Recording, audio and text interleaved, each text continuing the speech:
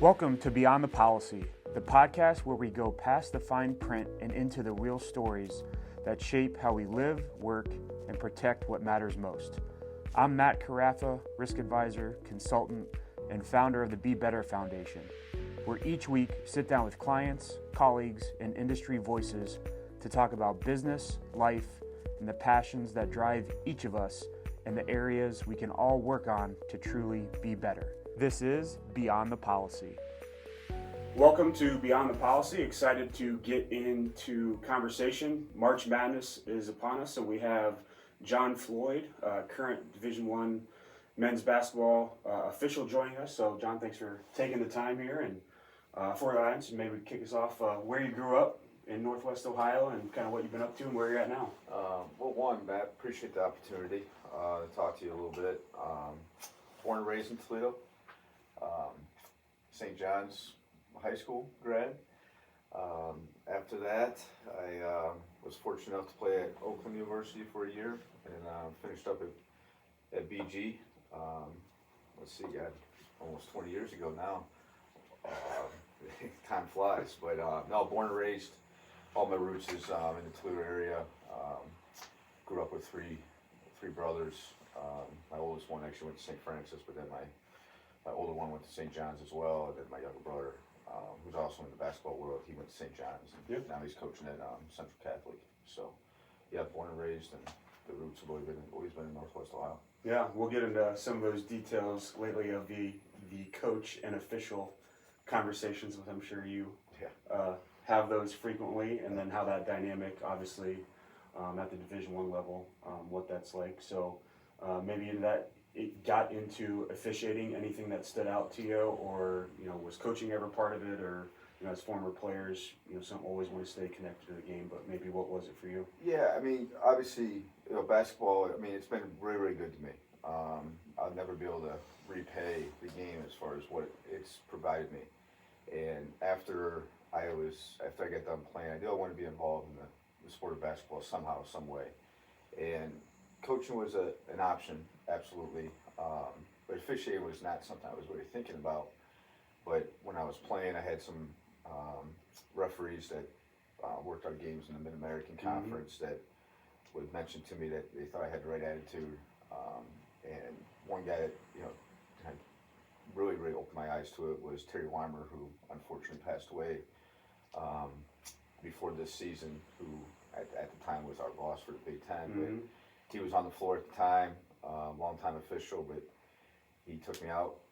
We grabbed a beer after the season, and he kind of told me some of the opportunities. Obviously, I think what really piqued my interest was some of the financial implications that, but as a player, you don't know what you don't know. Sure.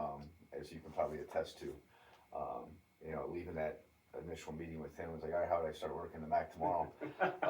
That's not how it works. You just kind of have to go through the trials and tribulations, and his thing was get used to putting on a different uniform, and because it is different, you got to feel comfortable in your own skin wearing a different uniform. So I kind of took that to heart, and I started refereeing youth stuff. Anything you could. Yeah, we'd do 5 or 6 youth games, and then go work a freshman JV doubleheader. But for me, I was in a position, I was single at the time, no kids, and I had that freedom. Sure. And I kind of hit that bug. I was like, hey, this is cool. You're still involved with the game in a different, obviously, role, but still be able to run up and down the floor and feel that excitement. So I hit that bug, and everything kind of took off from there. Yeah. One thing as a player, you work with a lot of different people. Everyone has their own background of how they got into officiating. What do you think as a player has helped you be successful or get to where you are now? Like you said, everyone's path is different, and their philosophies are different. I mean, for me, I think being a former player,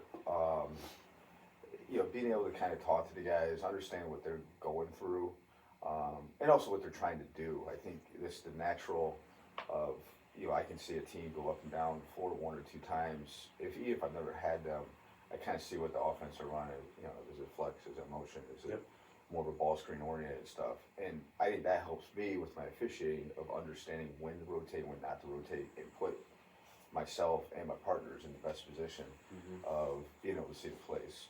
Sometimes you get caught. I mean, it's not, you get 10 moving bodies. Sometimes, there's only three sets of eyes out there. But for us, and as you know, we're much better officials when we're stationary. And if I can kind of anticipate those rotations based on the offense that they're running, our percentages will go up with getting the plays right. Yeah, for sure. And again, with whether it's a corporate job, your day job, officiating, there's always things we can get better at.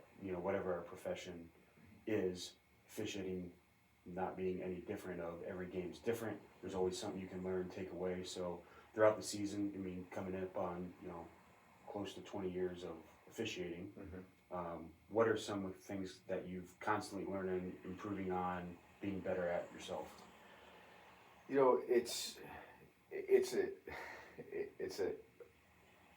It's a career that perfection is expected and strive for, but you're never going to get it. If we ever referee a perfect game, drop your whistle, put your uniform away, because that's it. It's never going to happen. I mean, there's too many.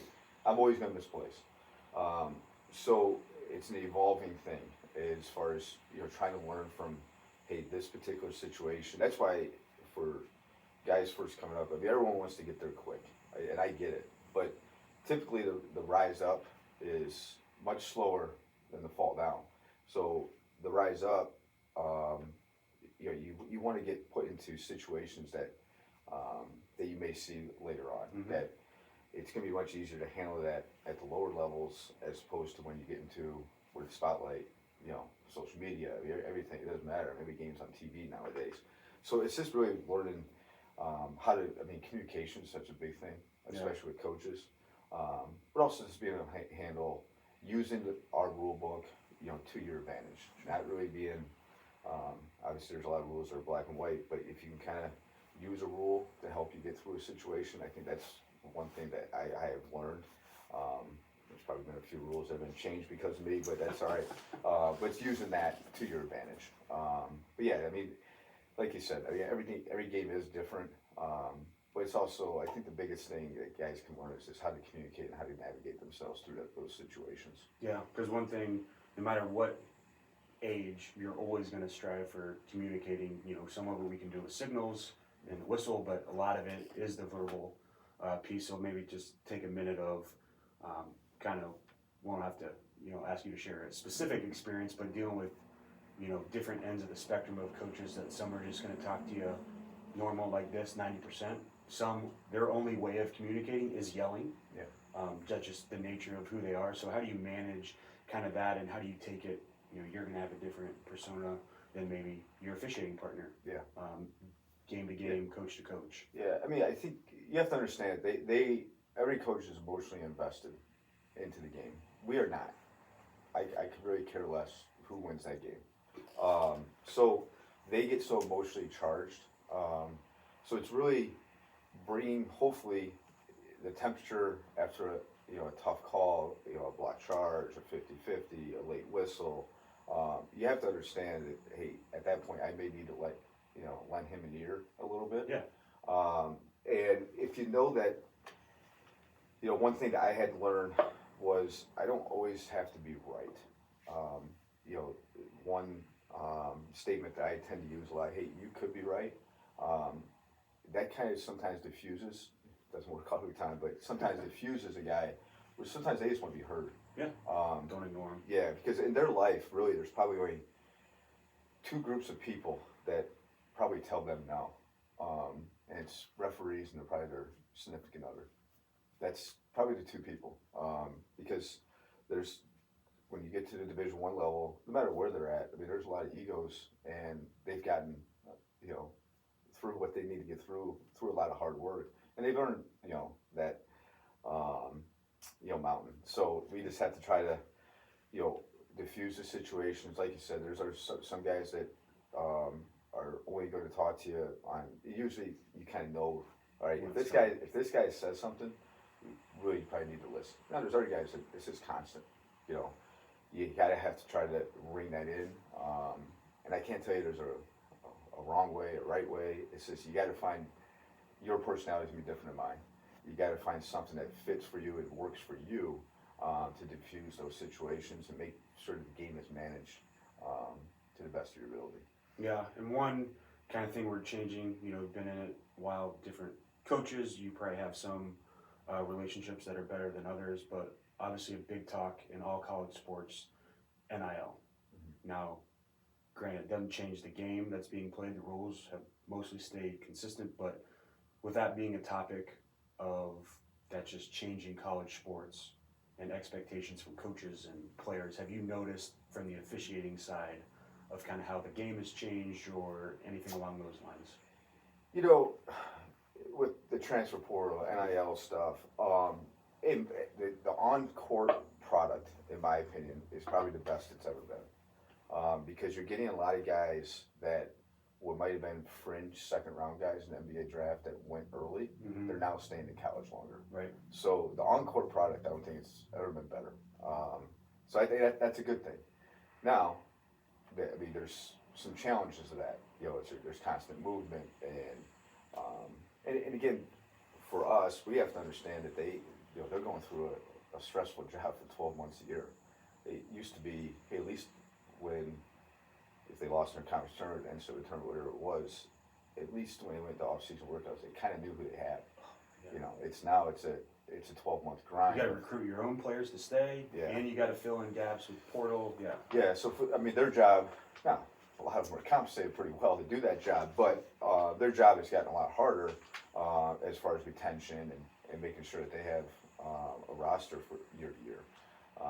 But as far as the on-court product, I think the talent is unbelievable. And that filters down because you're seeing high school guys that might have been getting recruited to the Mid-American Horizon or maybe a Big Ten. The Big Ten guys might be getting recruited now by the Mid-American and Horizon. Those MAC Horizon high school guys might be going at the D2 level because the D2 guys, and I get why it's happening. So you got a lot of guys playing Division II basketball right now. They do really well. All of a sudden, they're getting plucked by the mid-majors.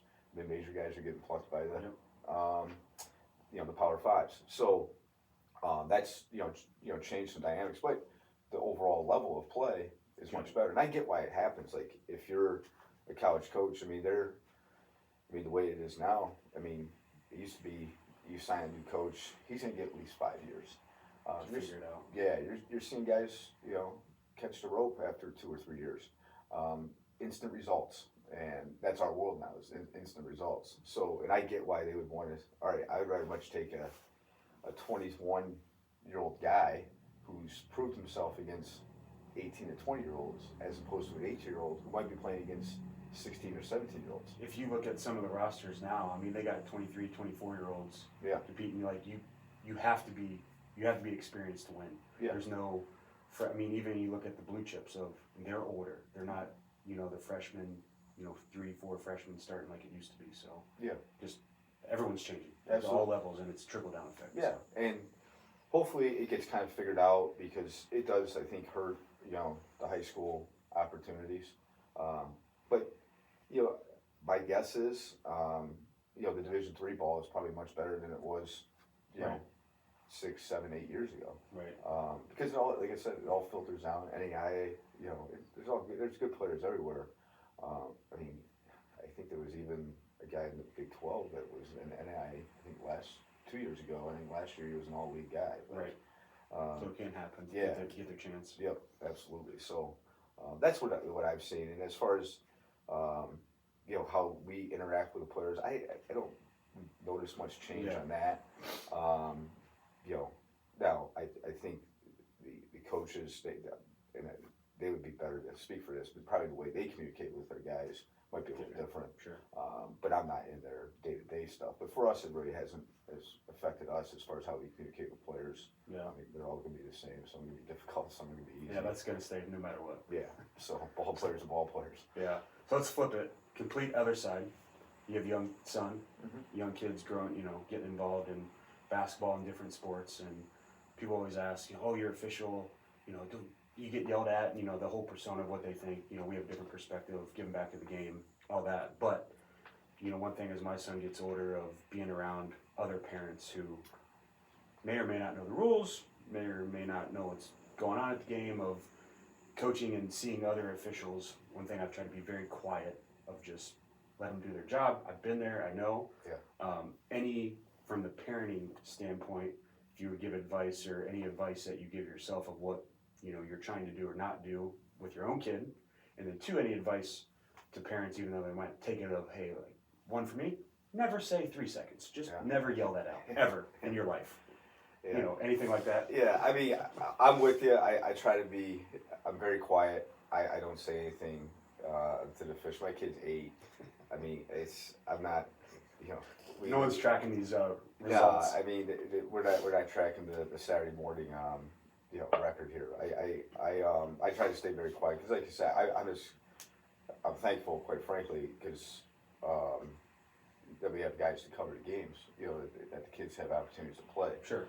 Because the official sort of, it's been pretty. It's a real thing. Yeah, it's a real thing, especially at the lower levels. I don't think we'll ever get to that point at the higher level, just because of the financial implications that we talked about.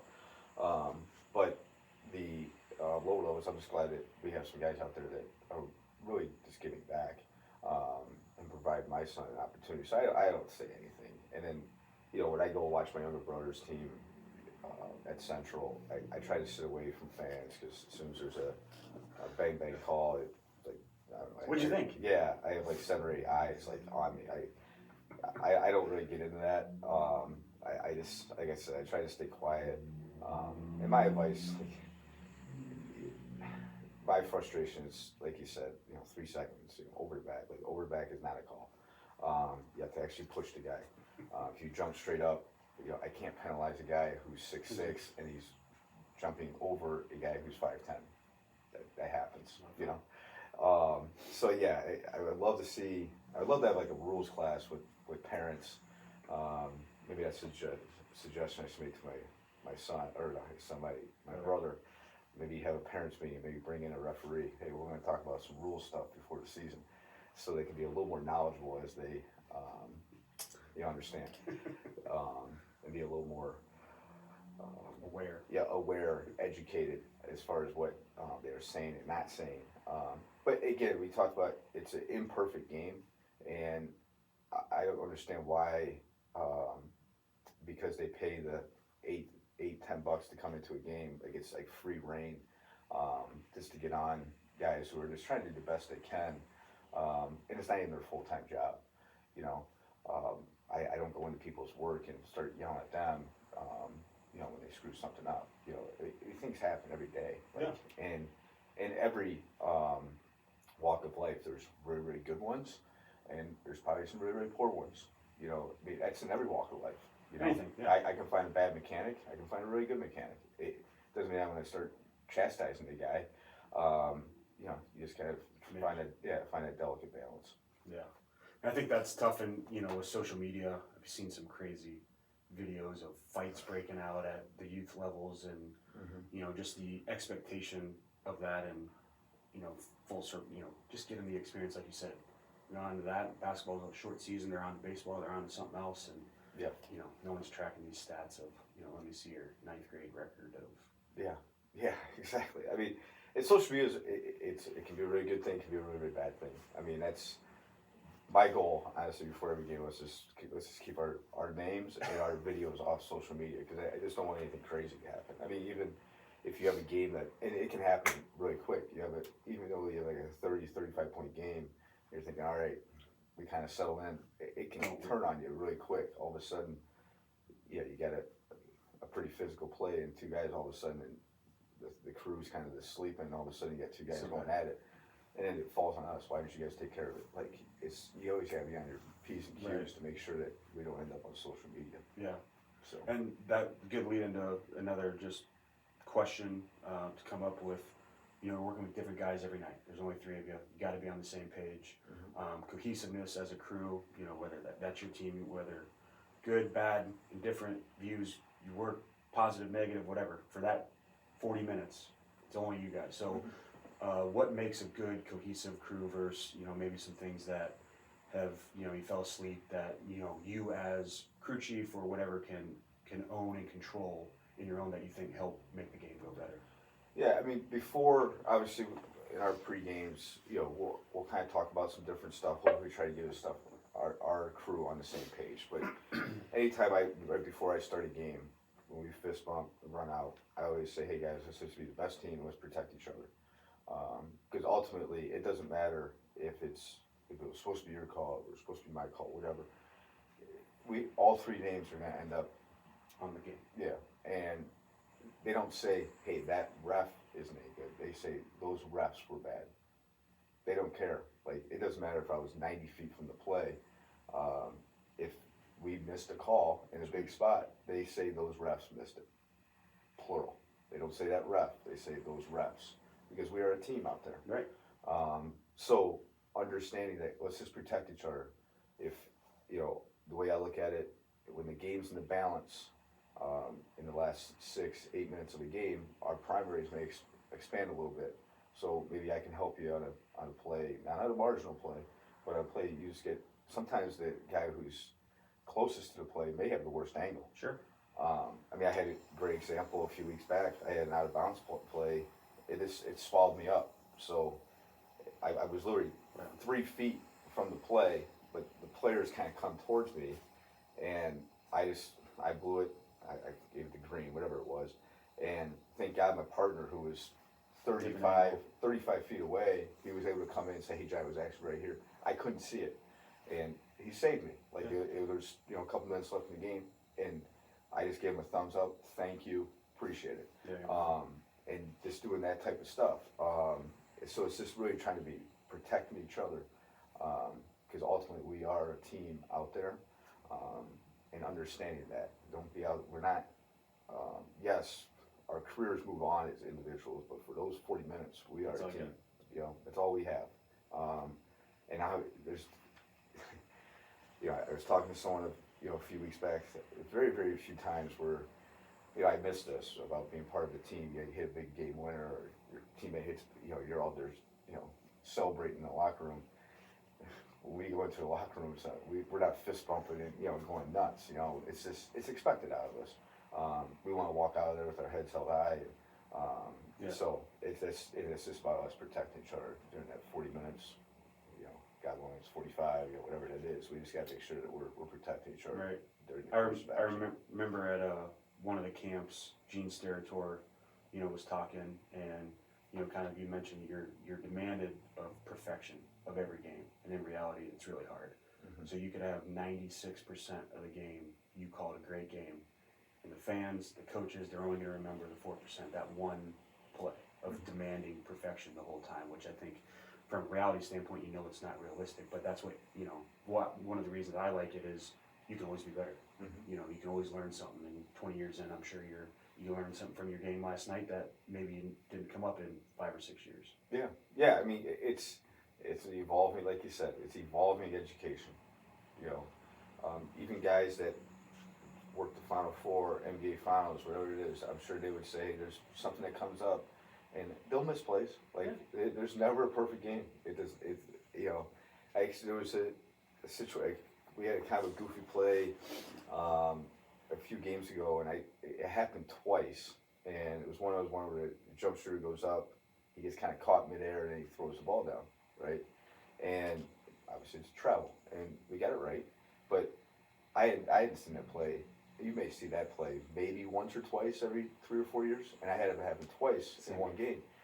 And I said to the one assistant, I said, man, that play, it never happens. We had it happen twice, And he goes, yeah, because I was going to ask you, he goes, I've seen, a couple of NBA games where they missed that. Like, he goes, why would they miss that? He goes, that seems so obvious. I said, because it caught it by surprise, because it's not a play you see very often, especially at high levels where a guy's just going to jump up and then try to dribble. Yeah. Like, you just don't see it very often, so sometimes it catches you by surprise. So it's just, having that library of plays and just understanding, all right, I've seen it before, and here's what it is. Right. Like those plays where we get caught is probably the plays that we just don't see very often. That catch us by surprise. Yeah. And now as we enter into time, a lot of people watching basketball, middle of March Madness. Hopefully, best of luck in your journey to get through that. You've had the benefit of working, in the tournament the last couple of years. So as we run through just a couple of questions, starting off with, anything memorable of making it that, and you can say it's just another game. So whether it's a coach or, a call that we talked about learning from, but anything that sticks out over your journey the last 4 or 5 years that you've learned from? Yeah, I mean, the first time I worked in the NCAA tournament is, a day I'll never forget. It was a unique situation, quite frankly. I was in the bubble in 2021. And they did that a little different that year. They didn't bring in as many guys. We had to do a bunch of testing, this, that, third thing. Not to get too much into it, but they limited the pool of officials that were going to be in the NCAA tournament, with it all being in the Indianapolis area. Right. And I was part of the 15 or so guys that were quote unquote alternates. So I had to test like I was going into the tournament. So heading into that Sunday, selection Sunday, I would have been scheduled to be, had I, replaced someone, was going to be scheduled to be in Indy on that Sunday. So I didn't get a phone call, so my testing schedule was done. And I get a call from J.D. Collins on Monday, who was our national coordinator at the time. And for him to call me on Monday, he's got bigger fish to fry. It wasn't to tell me how great my season was, I'm sure. But it was strictly right to business. Hey, John, I need to ask you, did you test yesterday? I'm like, no. And it was kind of an awkward silence. And I said, you need me to go test? And he's like, yeah. And I happened to be at Kroger, went to the clinic over there, got a quick COVID test, sent him the results, didn't hear anything for about an hour or two, and then he called me right back, and it was, again, strictly business. They don't quote me on the dates, but it was like, all right, John, you tested every day from February 15th to March 12th, and you have got documentation of negative test? Yes. You didn't test, yesterday, March 13th, but you tested today, March 14th, and that came back negative. And I'm like, yep. He goes, well, congratulations, you're in the NCAA tournament. He goes, now I need you out here in about 4 hours. I'm like, okay. So I went home, packed up, and at that point, because obviously 2020 we didn't have a tournament. 2019, I was part of the NCAA tournament, but strictly sat at the table for 4 games. Mm-hmm. So I knew once I was getting in, at that point I knew I was going to be on the floor. Yeah. So that was, an unbelievable feeling. You kind of look back, and a lot of things were happening very fast. So, but I did have about a 4-hour drive to kind of reflect on some stuff, and just thinking of the journey of starting, refereeing, 5-6 youth games in the morning, and going to a freshman JV doubleheader, and then, pretty much turning around and doing the same thing the next day. You start reflecting on that thing, and then you just wanted to think about the people that have helped you, because we don't get to where we're at without people helping us.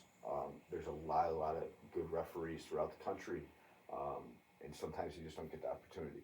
And you just got to remember that when you get those opportunities, hope you take advantage of it, and remember who provided those opportunities. So there was some phone calls to thank some people that gave me some opportunities. So yeah, that was the most memorable thing. And then my first game on the floor was at Texas Tech versus Utah State. It was actually at Assembly Hall at Indiana, because they did some locations throughout Indy. So just walked on the floor, and the coach at Utah State was Craig Smith, who used to be at South Dakota. I had him a lot in the Summit League when he was at South Dakota. Then he went to Utah State. When he was at Utah, he got let go. Right now he's not coaching. But I remember my 2 partners were pretty tenured guys. And as we were going over to shake hands, Craig asked me, hey, which ones, he didn't know those guys. So I was kind of his guy, which kind of made me feel really comfortable. Yeah. That I had, a little credibility out there, because I was a new face, so it was kind of cool to have a guy that I kind of went through the trials and tribulations with him at South Dakota. Had some dust up. You made it. Yeah, unbeknownst to him, he didn't know, but my anxiety kind of was up here. It really dropped because I was his guy. I at least had some credibility. With Craig on that game, and so that was one thing I always remember. Yeah, that's cool. You talked a little bit about being thankful for the people that got you there, and officiating is no different than any other job. Of there's ranks of order, and everyone's always trying to get to the next one, and all the camps that I'm sure you've been to and we've been a part of, and sometimes you can't rush it, but timing's got to be right. So any advice of someone getting into officiating, kind of been in a couple years of getting there. You and I have chatted a lot about just be great. My takeaway from having conversations with you is be grateful where you are. Yeah. Be the best on that game. Don't worry about the next one.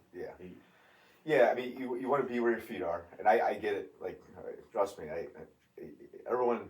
It's funny. Like, you're working Division III, Division II. Like, how can I get Division I? Like, it's an evolving. There's no one happy unless they're the crew chief for the national championship game. I mean, always the next level. Now, I don't see that as a bad thing because we all should be competitors.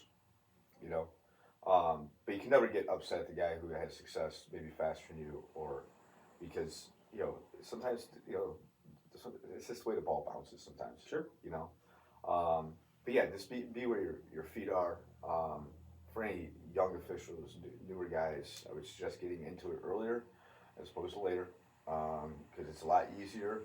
I've talked to some high school kids and college kids about officiating. I said, hey, if you can get into it at 18, 19, 20, at that point, more than likely you're not married, you don't have any kids. It's a lot easier to kind of dive in head first at that age. Sure.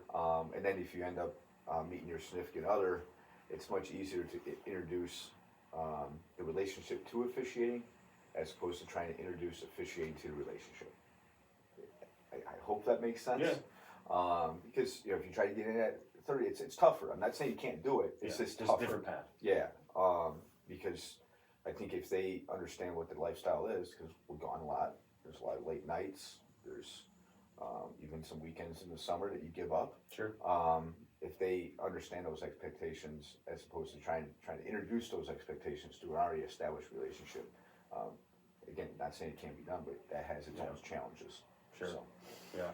No, I appreciate that. And as we wrap up here, maybe just a few questions that come to mind of through your history and tenure as an official of different things come up. So a couple questions out of my own curiosity or what's come up. Any memorable one-liners from a coach, player, student section that stuck with you from either missed call, good call, anything along those lines that come to mind?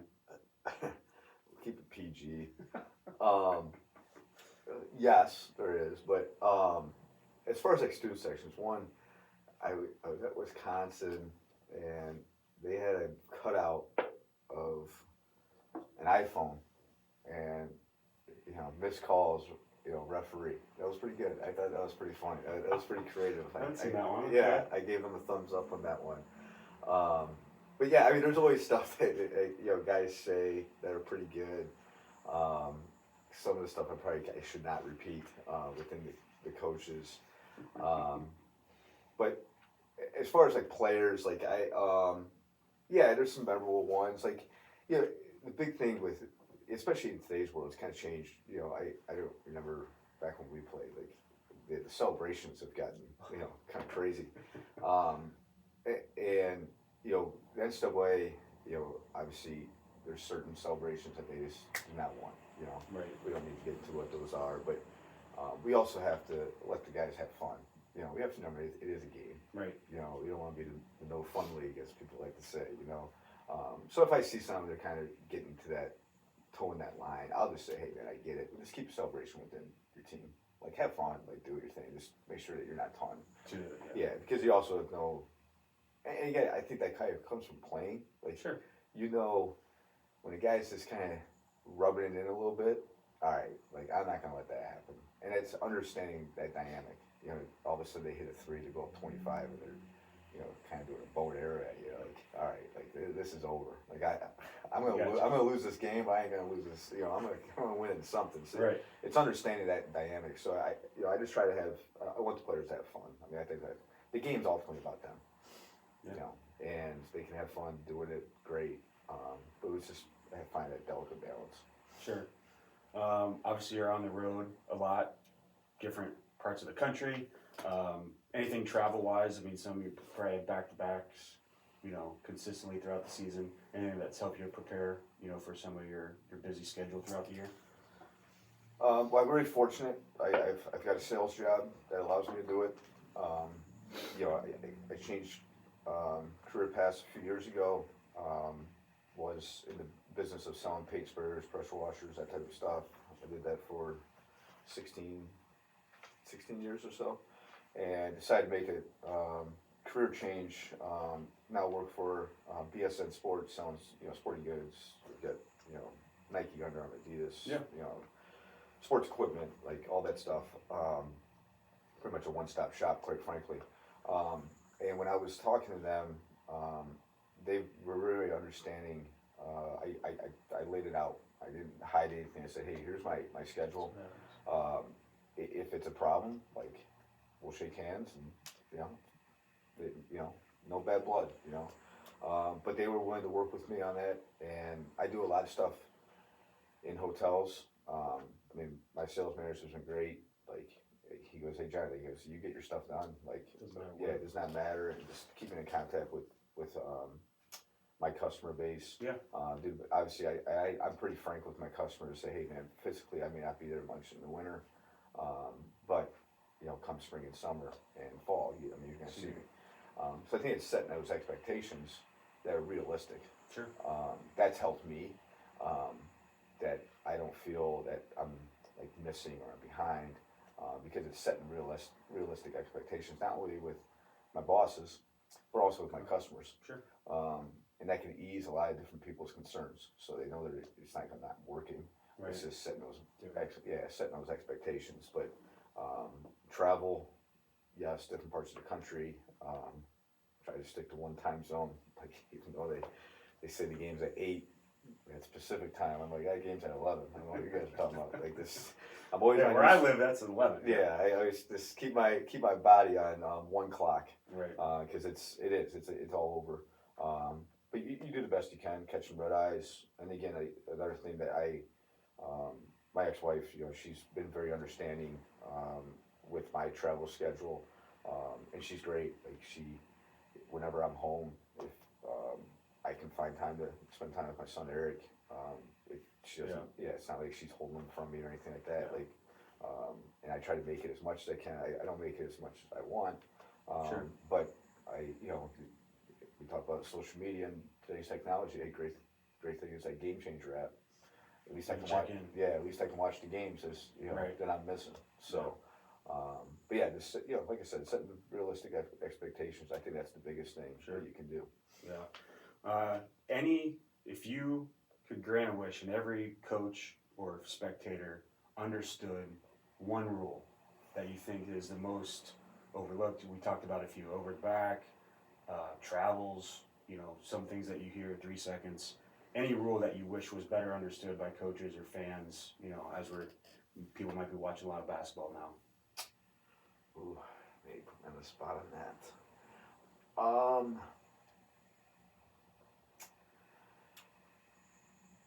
Probably understand right now, this year's been interesting because with this coaches challenge, understanding what they can and cannot challenge. Sure. Coaches, We don't see this as much as we did without prior to the challenge. But you see it on fouls, and they think we can challenge that foul. And like, no, it doesn't work like that. I just wish they knew.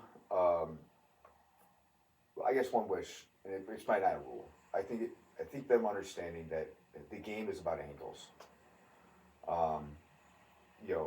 There's what looks like a really easy foul to make, depending on where that official is positioned, can be really, really hard for them to see. Like, you take a car accident.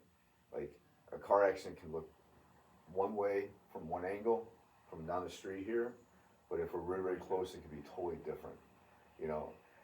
I wish they understood about angles. Yeah. And understanding, sometimes we have a really, really bad angle. I always tell the shot clock guy, like, you got a really tough job because you got the worst angle in the gymnasium. And my message to them, if you're not sure, let it run. Right. Like, I'd rather correct it that way as opposed to the other way. But it's a tough job, because they got, you could have a 6'8" coach that they're trying to look over. Peek around. Yeah, and this, having 10 moving bodies and just understanding that the game is about angles, and things can look one way from one angle, they can look totally different, from a different angle. I wish they understood that, because it's not as easy as you think. Sure. One thing I've talked about, or we kind of mentioned earlier, we have no bias. We're showing up to work a game. We're there, two equal teams, and I think Homer, I think it's hilarious, and you Homer be like just couldn't be further from the truth. Mm-hmm. But one thing when coaches yell and that's a foul, that's a travel, whatever. One thing I think is crazy is yes, I believe coaches have a bias view for their team. They're fighting for their team and trying to get any advantage they can. And if they want to travel on the other team, how oblivious they are to the travels that their own team might commit or the fouls that they want on the other team. You do just demolish the guy. We let that one go too. Of just how one-sided your mentality can be. And this might go back to the coaches, memorable things. This actually happened a few weeks back. I had a game, kind of media timeout. Or going into the media timeout, I had one coach telling me to watch the legal screen on the other team.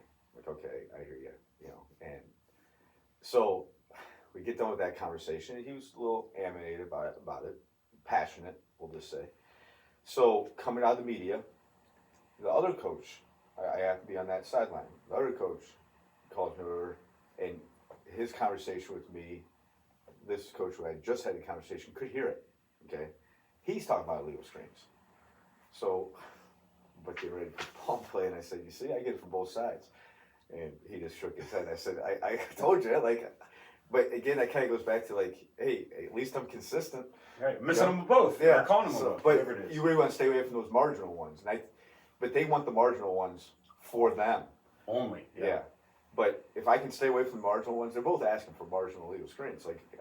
Hey, I'm doing my job. I'm not going to put something in the game because I also know that if I do put a marginal one, then I open up that can that I have to get all of them that are marginal. Do they really affect the play? There's a lot that goes into that. In football, they always say pass interference is the hardest call in football. Because it's a judgment call. Yeah. We're pretty much doing pass interference 7, 8, 9 times every possession. We got to figure out, he did hold him, but the ball's way over here. We're putting in something that, do we really want to put that into the game right now? Right. And the guys who say, well, it's black and white, like a foul's a foul. Okay, you're not going to last very long then. You're just not. I'm telling you, you will not last long if you think it's a black and white world. You have to be comfortable to be in the gray. Sure. You got to be comfortable and uncomfortable. Yeah. That's what I say. If you're not comfortable and uncomfortable, this application is probably not for you. Be tough. Yeah. Yeah. Well, appreciate the time and effort as we wrap up here. Anything else you want to share with the audience? No, I really appreciate the opportunity. Hopefully people have got some good insight into the officiating world. If there's anyone out there that's watching and they're interested in learning or getting into this world, by all means, you can share my contact info. Yeah. Love to help out young people that might be thinking about doing it because we former players, I think, make the best officials. Yeah. You have a leg up on other guys that are trying to get into it. So, agreed. We'd love to help out anyone. Yeah, we'll share that and see if we can get a few. Okay, so. Perfect. Thanks for joining in, and we'll catch you on the next one of Beyond the Policy. Thanks for hanging out with me on Beyond the Policy. If you got something out of today's conversation, pass it along to a friend, client, or colleague who might enjoy it too. You can always connect with me through the show notes or on LinkedIn. And remember, the best coverage always starts with the right conversations. Until next time, be better.